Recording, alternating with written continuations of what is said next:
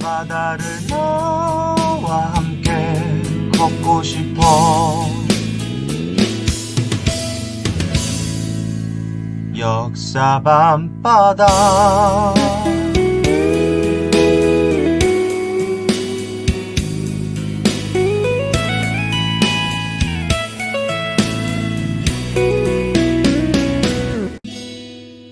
나는 지금 역사 밤바다. 우철쌤의 역사 밤바다. 조선 정부는 압박해오는 일본을 견제할 세력이 필요했습니다. 그때 삼국 간섭으로 일본을 저지시키고 되려 일본이 가져간 랴오둥 반도를 청에게 돌려주게 한 나라가 딱 등장합니다. 그것이 바로 러시아였어요. 조선 정부 입장에서는 일본을 견제할 세력으로 러시아가 딱이었습니다. 그래서 러시아를 선택합니다. 고종과 민비는 박영효 등 친일 세력을 완전히 쫓아내고 친미, 칠러 세력과 함께 정치를 하기 시작합니다. 조선 정부는 러시아를 통해 일본을 견제하고자 했죠. 그래서 반일 정책을 실시합니다. 이렇게 되자 일본은 이러한 불리한 상황을 이겨낼 수 있는 선택을 해야 했습니다. 그래서 조선에 있는 공사관, 지금으로는 대사관, 즉 외교관으로 군인 출신인 미우라 고르를 파견합니다. 미우라 고르는 조선에 와서 명령을 내립니다. 을미사변. 러시아를 못 건드린다고 조선을 못 건드리는 게 아니다. 왕은 두고 왕비를 죽여 일본의 무서움을 보여라.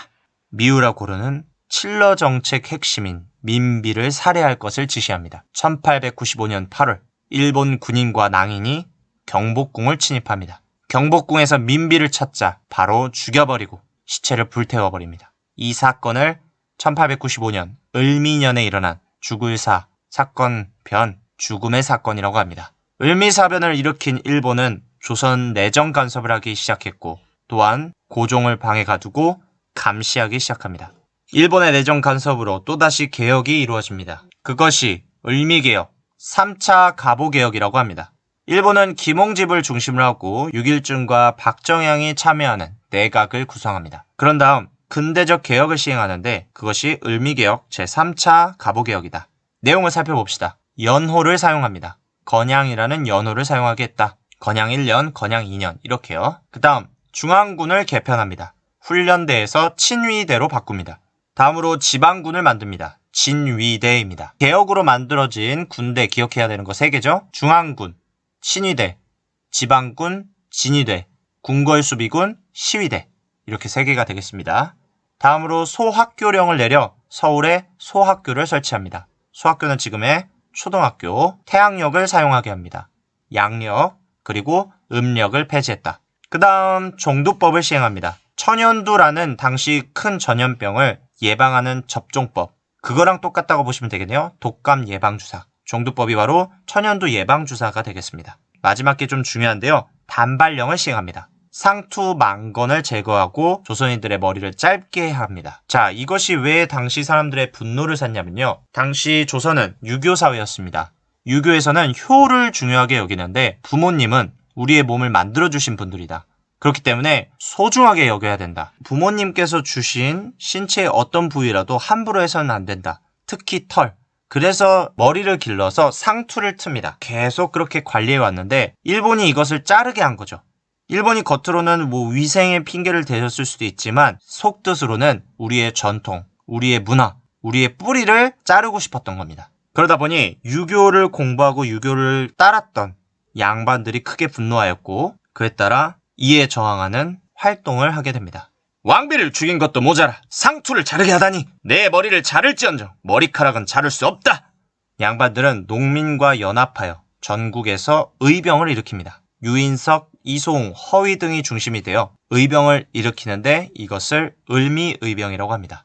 을미의병이 전국적으로 일어나자 친일 정부와 일본은 의병을 진압하기 위해 전국에 군대를 파견합니다.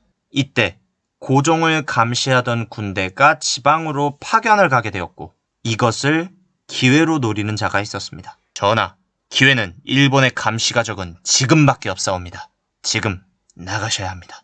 러시아의 공사관으로 이동하시옵소서. 고종이 러시아 공사관으로 이동한 사건, 아관파천이라고 합니다. 1896년에 일어났습니다.